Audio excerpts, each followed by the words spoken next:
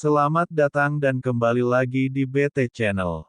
Dua orang terdakwa kasus tragedi Stadion Kanjuruhan Malang, yakni Suko Sutrisno dan Abdul Haris dituntut 6 tahun 8 bulan penjara dalam persidangan di Pengadilan Negeri Surabaya, Jawa Timur, Jumat tanggal 3 Februari tahun 2023 malam. Menjatuhkan pidana terhadap terdakwa Suko Sutrisno selama 6 tahun 8 bulan, kata Jaksa Penuntut Umum Hari Basuki saat membacakan tuntutan. Dalam pembacaan tuntutan yang dilakukan secara terpisah tersebut, JPU juga menuntut hukuman yang sama kepada terdakwa Abdul Haris atas tragedi sepak bola yang mengakibatkan 135 orang meninggal dunia. Menurut JPU, kedua orang terdakwa karena kesalahan atau kealpaannya mengakibatkan matinya orang lain dan karena kealpaannya mengakibatkan orang lain menderita luka berat, serta karena kealpaannya mengakibatkan orang lain menderita luka-luka. Sehingga korban menderita dan terhalang untuk menjalankan mata pencaharian selama waktu tertentu, katanya. Hari Basuki mengatakan terdakwa didakwa pertama ke-1 pasal 359 HAP dan kedua pasal 360 ayat 1 KUHP, dan ketiga pasal 360 ayat 2 KUHP atau kedua pasal 103 ayat 1 Jo pasal 52 Undang-Undang Nomor 11 Tahun 2022 tentang Keolahragaan.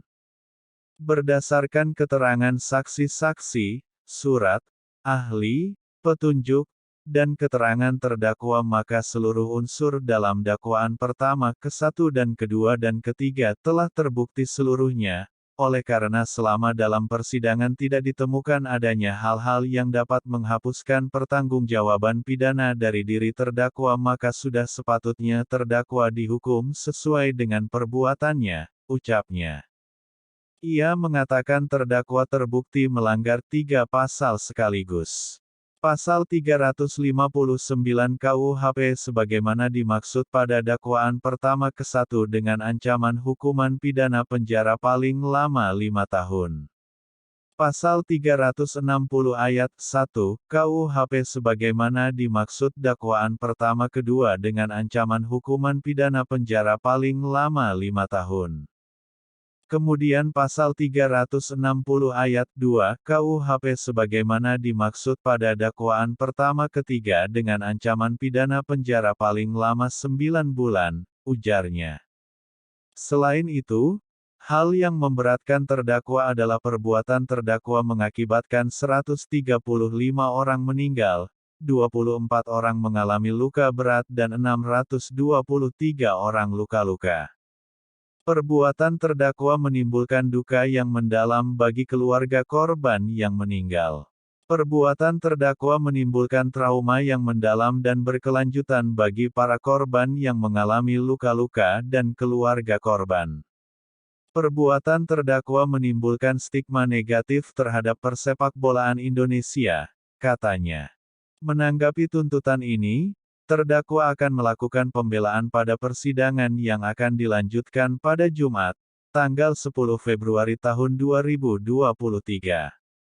Tragedi Kanjuruhan terjadi pada Sabtu malam, tanggal 1 Oktober tahun 2022, usai pertandingan tuan rumah Arema FC melawan Persebaya Surabaya di Stadion Kanjuruhan, Kabupaten Malang, yang berakhir dengan skor 2-3. Kekalahan itu membuat para supporter turun dan masuk ke area lapangan. Kerusuhan muncul ketika sejumlah flaret suar dilemparkan, termasuk benda-benda lainnya. Petugas keamanan gabungan dari kepolisian dan TNI berusaha menghalau para supporter tersebut dan pada akhirnya menggunakan gas air mata yang memicu jatuhnya korban jiwa.